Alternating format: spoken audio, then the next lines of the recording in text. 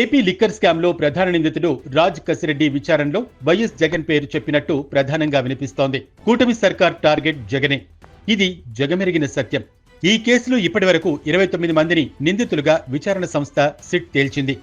జగన్ చుట్టూ ఉన్న ధనుంజయ రెడ్డి, కృష్ణమోహన్ రెడ్డి పేర్లను కూడా నిందితులు చెప్పినట్లు తెలియటంతో వాళ్లు ముందస్తు బెయిల్ కోసం న్యాయ పోరాటం చేస్తున్నారు. వైఎస్ జగన్ చెప్పడంతోనే లిక్కర్ దందా చేశామని, విచారణలో నిందితులు చెప్పారని పదే పదే ప్రచారం చేయడం వెనుక టీడీపీ మార్క్ రాజకీయముంది.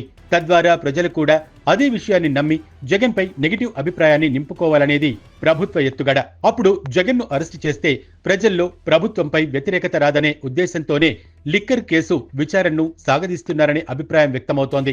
గతంలో చంద్రబాబును అరెస్టు చేసిన దానికి ప్రతీకారంగా కూడా జగన్ ను అరెస్టు చేసినట్లు అవుతుందేమోననే ఆలోచన ప్రభుత్వ ముఖ్య నేతల్లో కనిపిస్తోంది. ఈ కేసులో రాజ్ కసిరెడ్డి ప్రధాన నిందితుడు కావడంతో అతనే జగన్ పేరు చెప్పినట్టు రిమాండ్ రిపోర్టును సిట్ అధికారులు రెడీ చేశారు. అయితే రిమాండ్ రిపోర్టుపై రాజ్ కసిరెడ్డి సంతకం చేయడానికి మాత్రం నిరాకరించాడని ఇదే సిట్ బృందం కోర్టుకు చెప్పింది. చేతిలో అధికారం ఉంది. టార్గెట్ చేసుకున్నోళ్ళని అరెస్టు చేయటం పెద్ద పనేమీ కాదు. జగన్ ను అరెస్టు చేయటానికి ఇంతకంటే మంచి తరుణం కూడా మరొకటి లేదు. జగన్ అరెస్టు రాజకీయంగా ఎలాంటి మలుపు తీసుకుంటుంది, దాని పర్యవసానాలు ఏంటనేవి కాలం తేల్చనుంది. పాండవుల్ని అరణ్యవాసం, అజ్ఞాతవాసం చేయించినంత మాత్రాన అంతా అయిపోలేదు కదా. దేనికైనా కాలం అనేది ఒకటి సమాధానం చెప్పడానికి సిద్ధంగా ఉంటుంది. అధికారం ఎవ్వరికీ శాశ్వతం కాదు. ఇది గుర్తించకుండా అధికారంలో ఉన్నప్పుడు తప్పులు చేస్తుంటారు.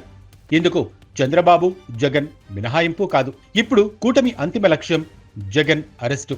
దానికోసం ప్రభుత్వం కౌంట్ డౌన్ చేస్తున్నట్టు సిట్ విచారణ తీరు తెలియచేస్తోంది.